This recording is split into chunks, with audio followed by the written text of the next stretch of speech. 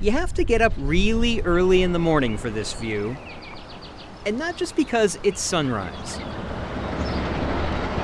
4 hours in the car from Denver to get to this place in southeast Colorado. 4 hours and a few minutes more, and you're in a different state. That's New Mexico, the top of those mesas, those cliffs that you see with the little snow line. The scenery here reveals just about every color. You can't really tell where the field stops and the pasture starts. Except maybe one. This is way greener than it is during the season by any stretch of the imagination. Brad Doherty is outstanding in his field. I love the game. I've never played a down of football in my life. Let me try that again.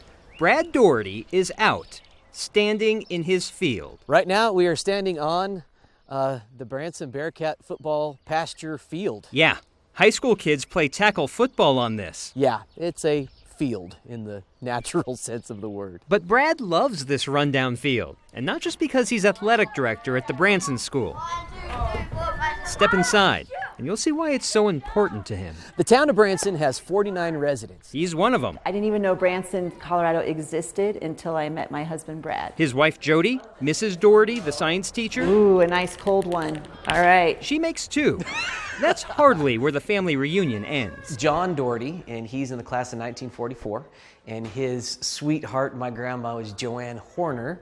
My dad, Ben Doherty, I've got aunts and uncles on that side of the road. I have a sister in that picture and a sister in that picture. And then right above your head is my senior picture, class of 1994, back when I had hair. That just gets us back to this generation. And then my oldest son, and sometimes at school he'll call me Miss Mom. She's talking about Brody, Okay. the oldest of the three Doherty boys and the school's starting quarterback. It's not like growing up anywhere else and you're exposed to so many different things than like you would in a big city.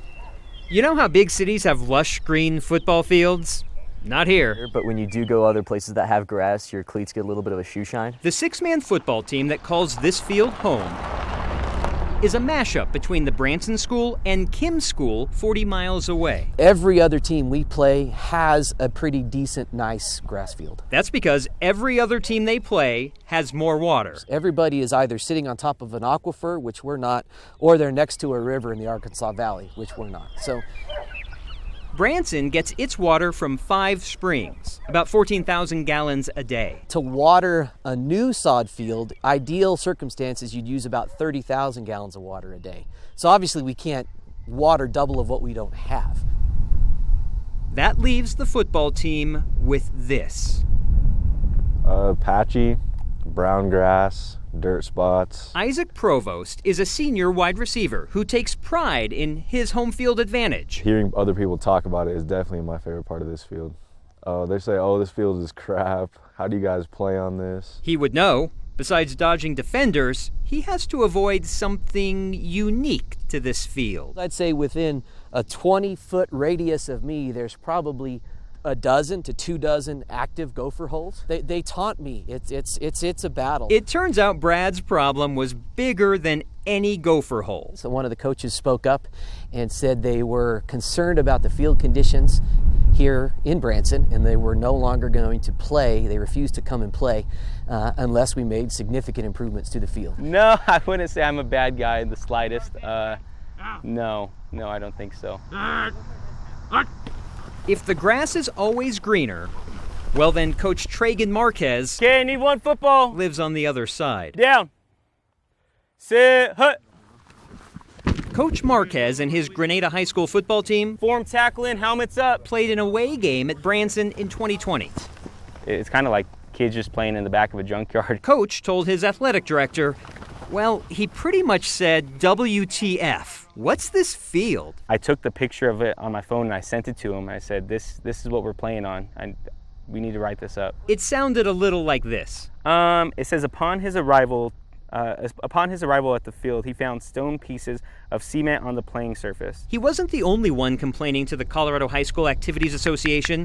Other schools use words like deplorable, less than adequate, unsafe. We got one more. Grenada's coach was the first to say it out loud Get up, move it, let's go. during a Zoom postseason conference call. As far as like player safety, I don't think anybody was really looking forward to going there. That particular coach spoke up, and then about 6 or 7 others spoke up and expressed the same opposition and refusal to play here. I didn't want to see us going down there again, or necessarily anybody. Completely caught me off guard. And I know it came across rubbed the wrong way, but I was angry, shocked, insulted, offended, all of that. This is my hometown.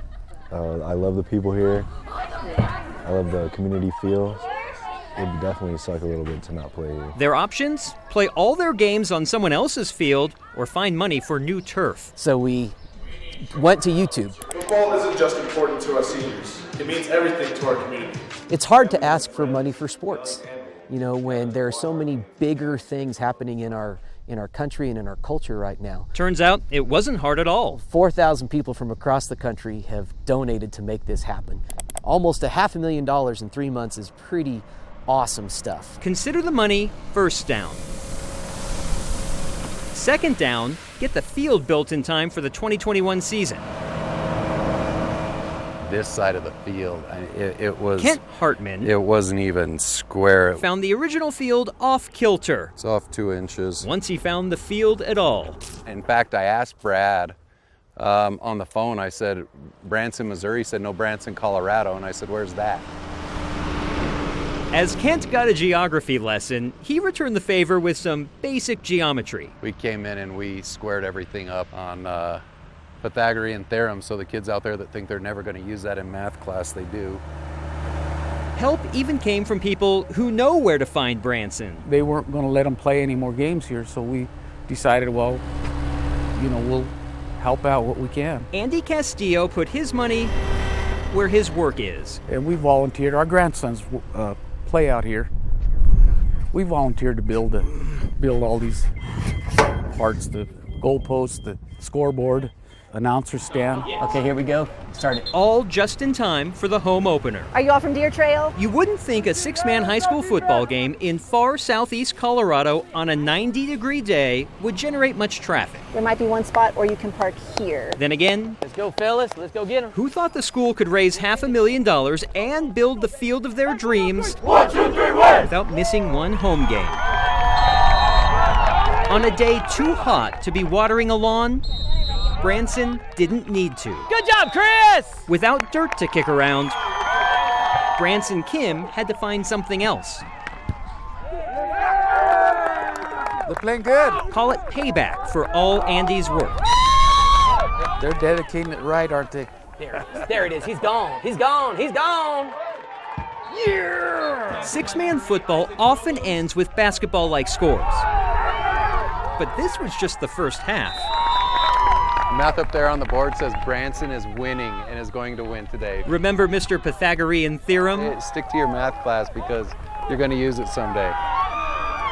With proper care, he won't have to find Branson again for at least 12 years. Now they're getting a world-class field, so we're excited for it. It's called Caldwell Field, named for Brad Caldwell, the school's first coach and district's current superintendent. But in a way, maybe this field should be named for someone else. No, I don't think so. I've had some questions asking if they were. Even some people saying, well, at least name the opposing sideline after you. So I really do thank him for being our villain. Without him speaking up for his players, we would not have done this. This, the home game that almost did not happen. It's the greenest thing for about 100 miles. The fact that I had the first passing touchdown on this field, I mean, is pretty awesome. And I threw it to my brother. Even with no dirt, no mud, the Bearcats still left their print on the field. Football on 3, football on me. 1, 2, 3, football! No one will complain about gophers or squiggly lines With photojournalist ever again. Marshall Zellinger, And that makes me smile. 9 News.